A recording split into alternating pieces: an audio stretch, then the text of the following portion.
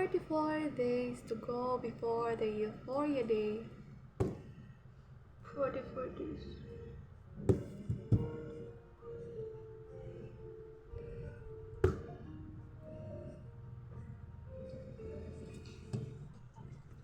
Ano pala, ang mga notes na ini-study ko is mga notes.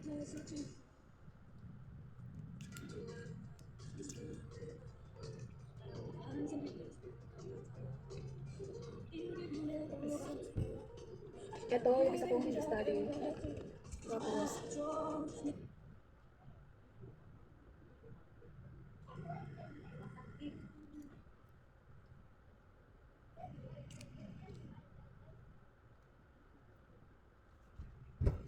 ito yung pangalawa. Tapos, ito yung so, yan. Parang, pinag-alternate ko na. Kasi hindi ko alam kung anong notes ba ang tama. Sa bagay, sa review center din naman kitty. They are good at giving, lecture. Nasa estudyante naman kitty. It's not in the review center. Pero, big factor ang review center. Big factor naman ang review center at very good din naman. Kaso nga lang, ilang days na lang. So, parang ngayon pa lang na-triggered ang aking sympathetic nervous system. Pero kulang pa. I need more. I want more. Sana pala nagsimula ako noong college pa. Sana pala nagsimula ako nung nag-aaral ako ng 4th year, 3rd year, 1st year. Sana na lang, sana. Pero yun nga, at the end of the day, pero kahit na it's not all, di pa naman end of the world. Pwede pa, laban natin ang 44 days na yan, Diyos ko Lord. Yeah, it's not just about our own. It's, sabi nga nila, di ba? Ngayong marapit na daw ang board exam, marami ng nagiging Cristiano Cano, na religious Cano. Pero it's good also kasi we are seeking guidance from God. And we cannot do anything without Him. Kaso nga lang, hindi dapat lang sana hanggang sa board exam lang. Dapat throughout our life, because it is the sense of living for me. Kaso nga lang, me also. Kristyano pa man din. Oh, yun! Basta yun. So, yun nga. Dahil, kanina ito yung binasa ko. Tapos ngayon, ito na naman.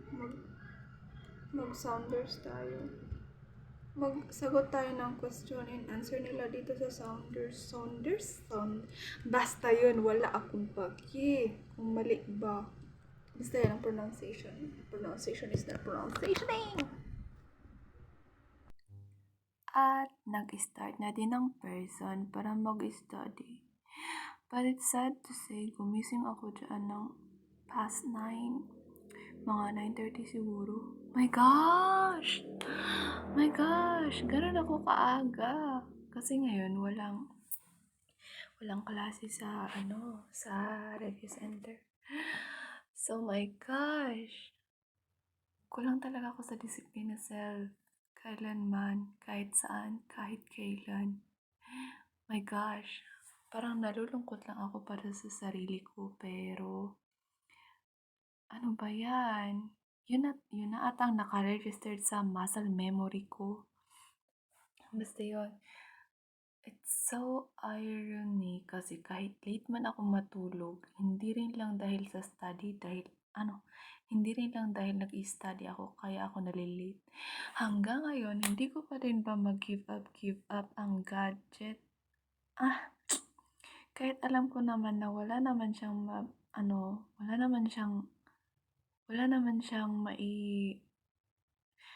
maitutulong ba sa akin ba?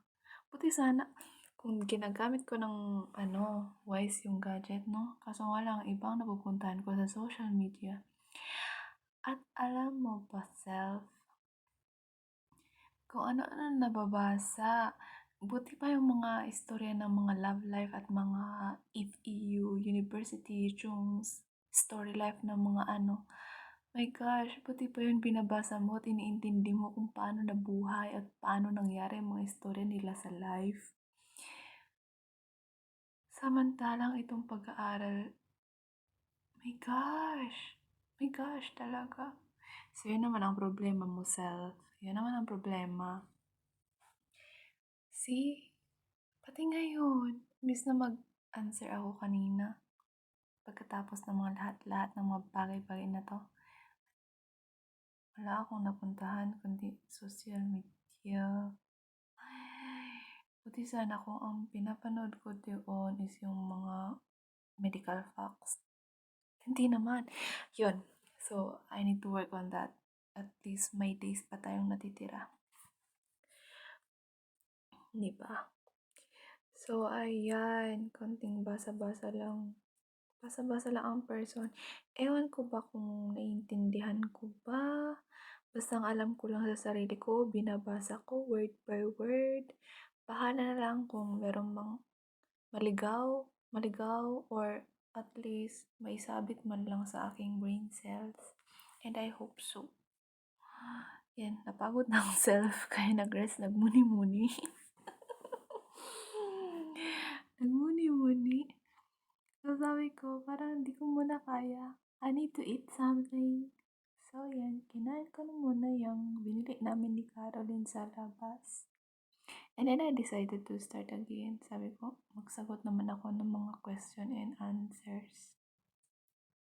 So, nagsagot ako ng mga question and answers. Kaso nga lang, it's sad to say. It's really sad to say kasi kulang ako sa question comprehension. Kahit nandun na sana yung sagot pa. Kaso nga lang, kulang sa comprehension sa sa question and analyzation. Kahit, my gosh, alam ko sana, kaso nga lang kulang sa analyzation, comprehension ng self. So, yun pa ang I need to work on that. Kaya pa, ilang days pa naman. Di ba? Di ba? Sabihin mo, oo, pwede ba? Just, mag-isa ko lang kasi. Tapos, ang oras ngayon is, ano ang oras ngayon nagre-record ako? It's, 1:46. It's sad to say, it's 1:46 a.m. Hindi ako late na matulog dahil nag-aaral. Oh my gosh. It's so sad. It's so sad. Really sad. But I can still work on it. I'm going to fix my body. So, ayun. Hanggang sa muli. 44 days to go before the Euphoria Day. I called it Euphoria Day. All the best and God bless.